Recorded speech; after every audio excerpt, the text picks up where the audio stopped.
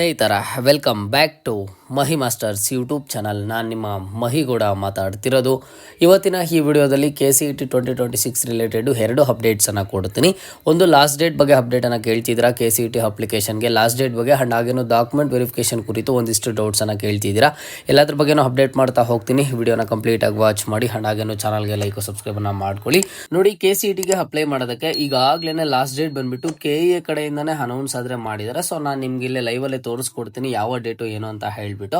And ಇನ್ನೊಂದೇನು ಅಂತ ಅಂದ್ರೆ, ಈಗ ಕೊಟ್ಟಿರುವಂತಹ ಲಾಸ್ಟ್ ಡೇಟು ಎಕ್ಸ್ಟೆಂಡ್ ಅಂದ್ರೆ ಆಗೋದಿಲ್ಲ. ಸೊ ಹಾಗಾಗಿ ಸ್ಟೂಡೆಂಟ್ಸ್ ಈ ಒಂದು ಲಾಸ್ಟ್ ಡೇಟ್ ಒಳಗಡೆನೆ ನಿಮ್ಮ ಒಂದು ಅಪ್ಲಿಕೇಶನ್ಸ್ ಅನ್ನಾದ್ರೆ ಹಾಕೊಳ್ಳಿ. ನೀವು ಇಲ್ಲಿ ಅಬ್ಸರ್ವ್ ಮಾಡಬಹುದು, ಆನ್ಲೈನ್ ಮುಖಾಂತರ ಅರ್ಜಿ ಸಲ್ಲಿಸಲು ಕೊನೆಯ ದಿನಾಂಕ 16/2/2026 ರಾತ್ರಿ 11:59 ಅಂತ ಇದೆ. ಅಂದ್ರೆ ಫೆಬ್ರವರಿ ತಿಂಗಳಲ್ಲಿ, ಇದೇ ತಿಂಗಳಲ್ಲಿ 16ನೇ ತಾರೀಕಿಗೆ ಲಾಸ್ಟ್ ಆಗುತ್ತೆ. ಅದಾದ್ಮೇಲೆ ನೆಕ್ಸ್ಟ್ ನೀವು ಅಪ್ಲಿಕೇಶನ್ ಹಾಕೋದಕ್ಕೆ ಆಗೋದಿಲ್ಲ. ಸೊ ಹಾಗಾಗಿ KCETಗೆ ಯಾರೆಲ್ಲ ಅಪ್ಲೈ ಮಾಡಬೇಕು ಅಂತ ಅನ್ಕೋತಿದ್ದೀರಾ, ಅಥವಾ ನಿಮ್ಮ ಫ್ರೆಂಡ್ಸ್ ಯಾರಾದರೂ ಅಪ್ಲೈ ಮಾಡಬೇಕು ಅಂತ ಅನ್ಕೋತಿದ್ರೆ, ಸೊ ಅವ್ರಿಗೆ ಹೇಳಿ ಆದಷ್ಟು ಬೇಗ ಅಪ್ಲೈ ಆದ್ರೆ ಮಾಡ್ಲಿ. ಯಾಕಂತ ಅಂದ್ರೆ ಲಾಸ್ಟ್ ಡೇಟ್ ಮತ್ತೆ ಎಕ್ಸ್ಟೆಂಡ್ ಆಗುತ್ತೆ, ಮತ್ತೆ ಟೈಮ್ ಅನ್ನು ಕೊಡ್ತಾರೆ ಅಂತ ಯಾರನ್ನು ಸಹ ಮೈಂಡ್ ಅಲ್ಲಿ ಆದ್ರೆ ಇಟ್ಕೊಳ್ಳೋದಕ್ಕೆ ಹೋಗಬೇಡಿ. ಓಕೆನಾ? ಇದು ಅಪ್ಲಿಕೇಶನ್ ಲಾಸ್ಟ್ ಡೇಟ್ ಬಗ್ಗೆ ಅಪ್ಡೇಟ್. ಈಗ ಡಾಕ್ಯುಮೆಂಟ್ ವೆರಿಫಿಕೇಶನ್ ಬಗ್ಗೆ ಅಪ್ಡೇಟ್ ಅನ್ನ ಕೊಡ್ತೀನಿ.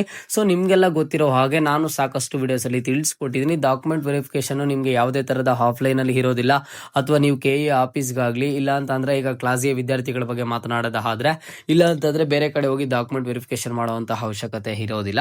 ಇಲ್ಲಿ ಬಂದ್ಬಿಟ್ಟು ಸ್ಟೂಡೆಂಟ್ಸ್ಗೆ ಕಂಪ್ಲೀಟ್ಲಿ ಡಾಕ್ಯುಮೆಂಟ್ ವೆರಿಫಿಕೇಶನ್ ಬಂದ್ಬಿಟ್ಟು ಆನ್ಲೈನ್ ಅಲ್ಲೇ ಇರುತ್ತೆ. ಓಕೆನಾ? ಸೊ ಈಗ ನೀವು ಅಪ್ಲಿಕೇಶನ್ ಹಾಕಿದಿರಾ, ಅಪ್ಲಿಕೇಶನ್ ಹಾಕಿದ ಆದ್ಮೇಲೆ ನೆಕ್ಸ್ಟ್ ವೆರಿಫೈಡ್ ಡೀಟೇಲ್ಸ್ ಅಂತ ಏನಿರುತ್ತೆ, ಆ ವೆರಿಫೈಡ್ ಡೀಟೇಲ್ಸ್ ಅಲ್ಲಿ ನಿಮ್ಮ ಒಂದು ಸ್ಟಡಿ ಡೀಟೇಲ್ಸ್ ಏನಾದ್ರು ಅಲ್ಲಿ ನೀವು ಅಬ್ಸರ್ವ್ ಮಾಡಿ, ಕ್ಲೈಮ್ಡ್ ಎಷ್ಟಾಗಿದೆ, ವೆರಿಫೈಡ್ ಎಷ್ಟಾಗಿದೆ. ಓಕೆನಾ? 10 ಇಯರ್ಸ್ ವೆರಿಫೈ ಆಗಿದೆಯಾ, 7 ಇಯರ್ಸ್ ವೆರಿಫೈ ಆಗಿದೆಯಾ ಚೆಕ್ ಮಾಡ್ಕೊಳ್ಳಿ. ಅಂಡ್ ನೆಕ್ಸ್ಟ್ ನೀವು ಕನ್ನಡ ಮೀಡಿಯಂ ಕೋಟಾ ಕ್ಲೈಮ್ ಮಾಡಿರ್ತೀರಾ, ಅಲ್ಲಿ ವೆರಿಫೈ ಆಗಿಲ್ಲ ಅಂತಂದ್ರೆ ಆ ಕನ್ನಡ ಮೀಡಿಯಂ ಕೋಟಾಗೆ ಬೇಕಿರುವಂತಹ ಡಾಕ್ಯುಮೆಂಟ್ಸ್ ಅನ್ನ ತಗೊಂಡೋಗಿ ವೆರಿಫೈ ಮಾಡಿಸಬೇಕು. ರೂರಲ್ ಕೋಟಾ ಡಾಕ್ಯುಮೆಂಟ್ಸ್ ಗೆ ಸಂಬಂಧಿಸಿರುವಂತದ್ದು ನೋಡ್ಕೊಂಡು ಆ ರೂರಲ್ ಕೋಟನ್ ಆದ್ರೆ ನೀವು ಅಲ್ಲಿ ವೆರಿಫೈ ಆದ್ರೆ ಮಾಡಿಸ್ಕೋಬೇಕು. ಸೊ ಯಾರಿಗಾದ್ರೆ ಸ್ಟಡಿ ಡೀಟೇಲ್ಸ್ ಆಟೋಮೆಟಿಕಲಿ ವೆರಿಫೈ ಆಗಿದೆ, ನೀವು ಯಾವುದೇ ತರಹದ ಕನ್ನಡ ಮೀಡಿಯಂ ಕೋಟಾ ಕ್ಲೈಮ್ ಮಾಡಿಲ್ಲ, ರೂರಲ್ ಕೋಟಾ ಕ್ಲೈಮ್ ಮಾಡಿಲ್ಲ ಅಂತ ಅಂದ್ರೆ ನೀವು ಡಾಕ್ಯುಮೆಂಟ್ ವೆರಿಫಿಕೇಶನ್ ಮಾಡುವಂತ ಅವಶ್ಯಕತೆ ಆದ್ರೆ ಇಲ್ಲ. ಸೊ ಇಲ್ಲಿ ನಿಮಗೆ ಬಂದ್ಬಿಟ್ಟು ಡಾಕ್ಯುಮೆಂಟ್ ವೆರಿಫಿಕೇಶನ್ ಕಂಪ್ಲೀಟ್ಲಿ ಆನ್ಲೈನ್ ಅಲ್ಲಿ ಇರುತ್ತೆ. ಅದೂ ಸಹ ನಿಮ್ಮ ಒಂದು ರೆಸ್ಪೆಕ್ಟಿವ್ PU ಕಾಲೇಜಲ್ಲೇ ಇರುತ್ತೆ. ಸಾಕಷ್ಟು ಸ್ಟೂಡೆಂಟ್ಸ್ ಗೌರ್ಮೆಂಟ್ ಕಾಲೇಜ್ಗೆ ಹೋಗ್ಬೇಕಂತ ಕೇಳ್ತಿದ್ದಾರೆ.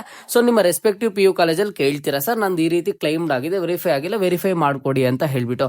ಸೊ ಅವ್ರೇನಾದ್ರೂ ಅಲ್ಲಿ ಬಂದ್ಬಿಟ್ಟು ವೆರಿಫೈ ಮಾಡಿಲ್ಲ ಅಂತ ಅಂದ್ರೆ ಅವರೇ ಹೇಳ್ತಾರೆ ಈಗ ನೆಕ್ಸ್ಟ್ ಯಾವ ಕಾಲೇಜಿಗೆ ಹೋಗ್ಬೇಕು, ನಿಮ್ ನಿಯರ್ ಬೈ ಗೌರ್ಮೆಂಟ್ ಕಾಲೇಜ್ ಯಾವುದು ಅಂತ ಹೇಳ್ಬಿಟ್ಟು.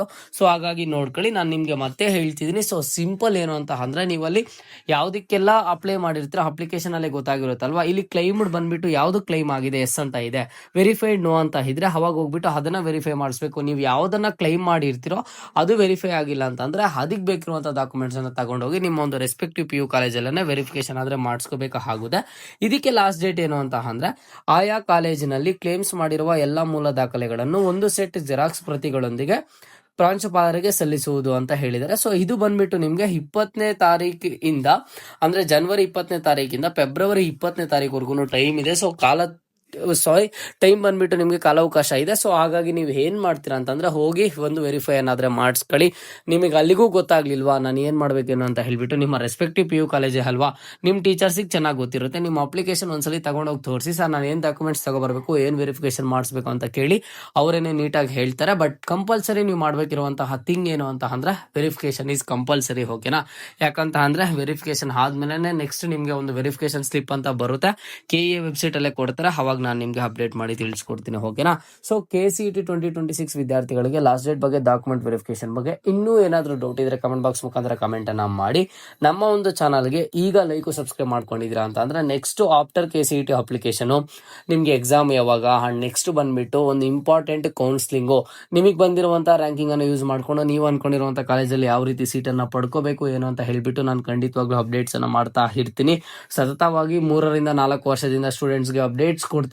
ನಮ್ಮ ಒಂದು ಚಾನಲ್ ಇಂದ ಸಾಕಷ್ಟು ಸ್ಟೂಡೆಂಟ್ಸ್ ಆದ್ರೆ ಇಲ್ಲಿ ಅವ್ರು ಅನ್ಕೊಂಡಿರುವಂತ ಕಾಲೇಜಲ್ಲಿ ಸೀಟನ್ನು ಪಡ್ಕೊಂಡಿದ್ದಾರೆ. ನಿಮಗೂ ಎಲ್ಲ ಗೊತ್ತಾಗಬೇಕು, ಎಲ್ಲ ಪ್ರೊಸೀಜರ್ ಗೊತ್ತಾಗಬೇಕು ಅಂತಂದ್ರೆ ಜಸ್ಟ್ ಚಾನಲ್ಗೆ ಲೈಕ್ ಸಬ್ಸ್ಕ್ರೈಬ್ ಅನ್ನ ಮಾಡಿಕೊಂಡು ನಾನು ಅಪ್ಲೋಡ್ ಮಾಡುವಂತ KCET 2026 ರಿಲೇಟೆಡ್ ಪ್ರತಿ ವಿಡಿಯೋನ ವಾಚ್ ಮಾಡಿ. ಖಂಡಿತವಾಗ್ಲೂ 100% ಆಗಾದ್ರೆ ನಿಮಗೆ ಹೆಲ್ಪ್ ಆಗುತ್ತೆ. ಓಕೆನಾ?